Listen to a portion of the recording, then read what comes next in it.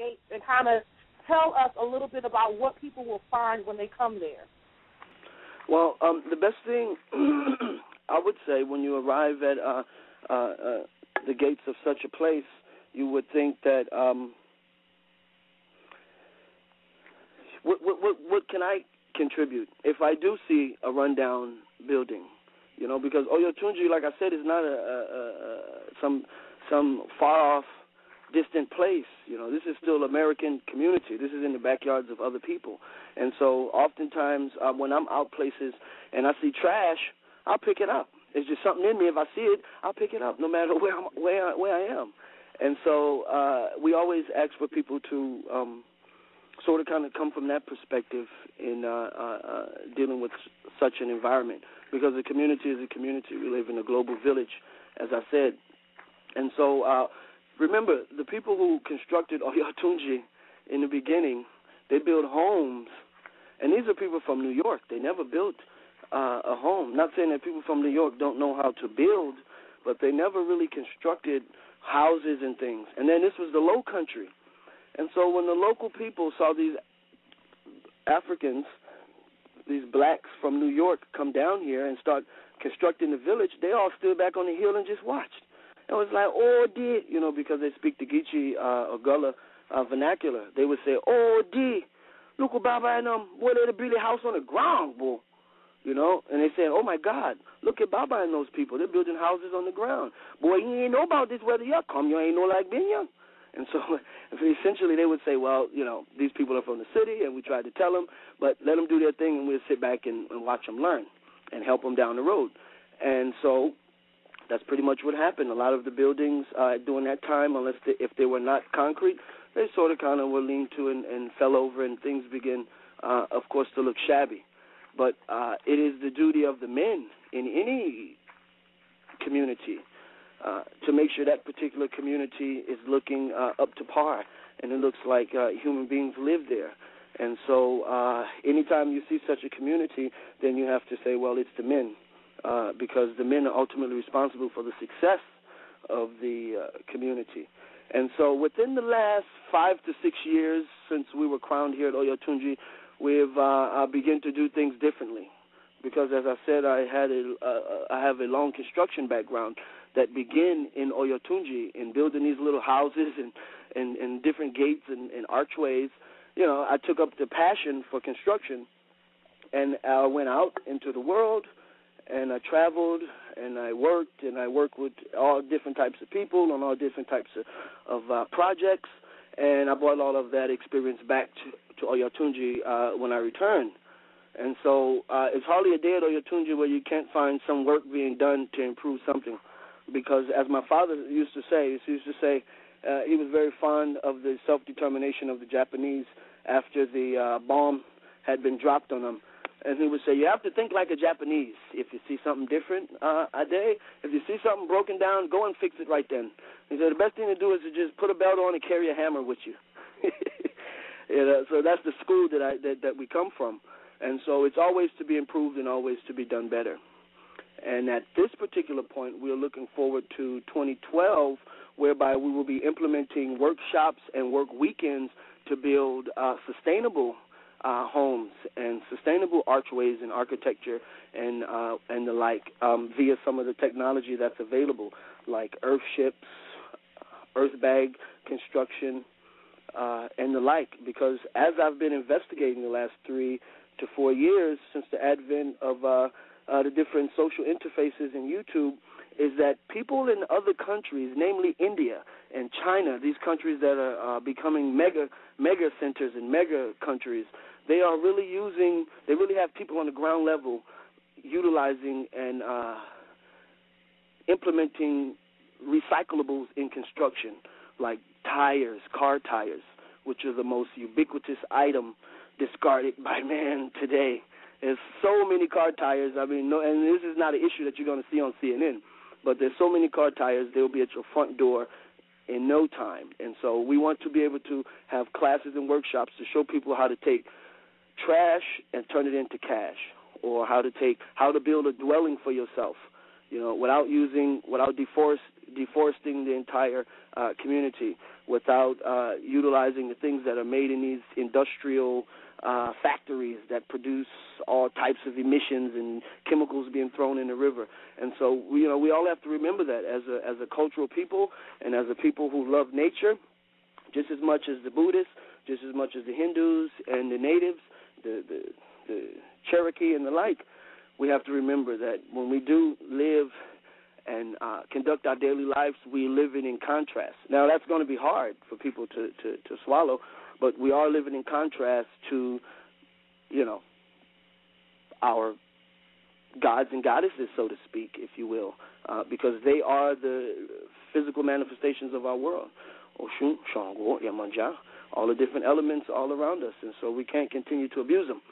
So, nonetheless, in terms of construction, Oyotunji is always redeveloping. It's always something being built here. The most famous monument in Oyotunji was the Olokun Temple, which was built by the men of the 70s and 80s, and many of them still live here at Oyotunji, but nonetheless, it was a very impressive feat in that the African-American children, or the children growing up around this particular job and around this particular temple, were able to see the men in their community produce something great with their hands. And I remember as a child, it inspired me. And to this day, I can always go back to that particular temple being built and seeing how many men worked on it, the unison and the like. They put it up, they talked about it, and they got it done. Sure. His Highness, we have some more people on the line. I do want to go back to that some more, but I want to get our callers in. We have a caller from 843. Looks like that's in your neck of the woods. 843, you're on the line. It is. This is Nancy Lockhart. Alafia, Osaremi, Alafia, Oba. Alafia. Thank you for posting the link for your TV in the web in the chat room. I appreciate that. Oh, you're welcome. You're welcome. Well, Nancy Lockhart is my government name, Ade. I don't know if you remember me or not. I'm Ifatumbi. And I'd like to just say that Oyotunji Village was my first introduction in life to becoming a conscious African in America. And I am just so proud of the work that you've done, and that I know you will continue to do. Many times, when we're left to inherit, there aren't improvements, and I'm very proud of seeing the improvements that are going on down there, and I just love your website. I'm on it all the time. Ashe, Adupa Pupa, and it's purely by the teaching that is left behind. A good teacher can die and know that his students learned a bit of something and they can continue. But a good teacher also has to let up off of the students. And I believe the first king of Oyotunji did that at a certain point, had let up off of the students and let them develop their own. And so Oyotunji has, at this particular stage, has to reflect the king's vision and the collective vision of the people.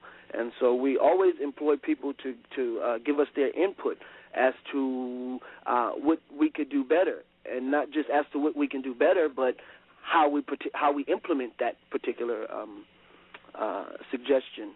And so I do pray for your comments, and we wish to see you at the Shango Festival celebrated here in Oyotunji. Well, thank you. I do pray. And thanks for having me on the show, online. I'll continue to listen on the internet. Thanks.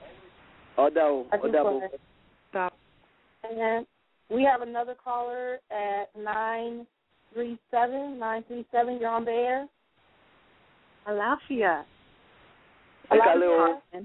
Hi, Your Royal Highness. I have a question, and I'm going to ask this question as respectfully as possible. Yes, ma'am. First of all, let's get your name and where you're calling from. Carmen, and I'm calling from Dayton, Ohio. Hi, Carmen. Hi. Okay, my question stems around the fact that many Africans living in America and abroad are very detached from the concept of a kingdom or chiefdom. And many of us, we're just not used to the idea of having a king, especially a young king. So how can we become accustomed to this political concept, this African political system, so that it's not foreign to us? Very good question. Because here at, and I can only speak from my experience of being a child growing up in traditional culture in the United States for my entire life. Growing up, there were, in Oyotunji, in any cultural setting where you're going to have a bunch of people practicing this particular culture, or any West African or traditional culture, a state is developed. A state is developed out of that. Now, we would have different people in different communities who become leaders. You know, we are very used to having leaders, and so I have to digress and not agree with you when you say that people are not used to a kingdom, so to speak. We are used to that as African-American people, and that's kind of like our downfall in lots of ways, because people would look to, let's say, the different who presented themselves, and at some point let the people down.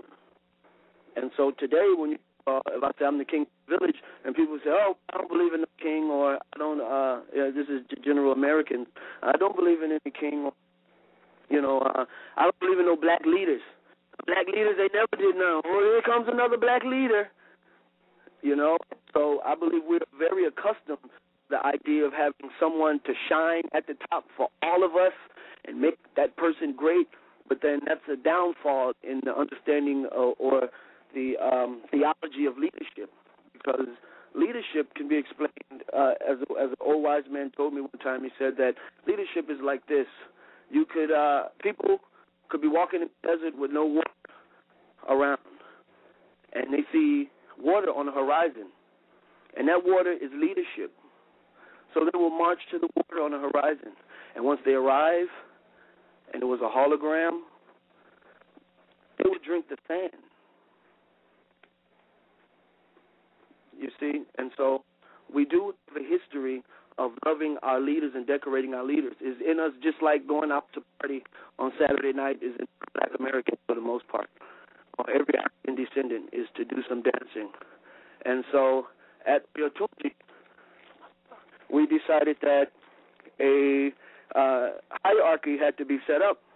And so if you're going to practice Yoruba religion, and it is cohesive that you practice Yoruba culture to balance it out. Because eventually, while you're practicing your religion, you are practicing culture, whether you know it or not. And so you have to understand the culture. The Oba in Yoruba culture, I can speak for the leaders in Buddhism, in Hinduism, I can speak for them in the Christian churches. I can't speak for those people, but I can say in Yoruba culture, when you practice Orisha tradition, you practice the office of Oba at the same time. It would behoove us as practitioners to understand the different offices of hierarchy and the different offices of the tradition, like your chiefs, your babas, your yes. It's very often, it's not often in a good Yoruba community, you're just going to find somebody who doesn't have a title. If you are a young man and you're not eligible to be called baba because you don't have children, then, you know, you're eligible to be called oloko or aworo, a priest, or something. But no one went around without a designation. And the designation wasn't to blow your head or anything to make you feel bad or make you feel powerful to anybody else. That designation was your responsibility to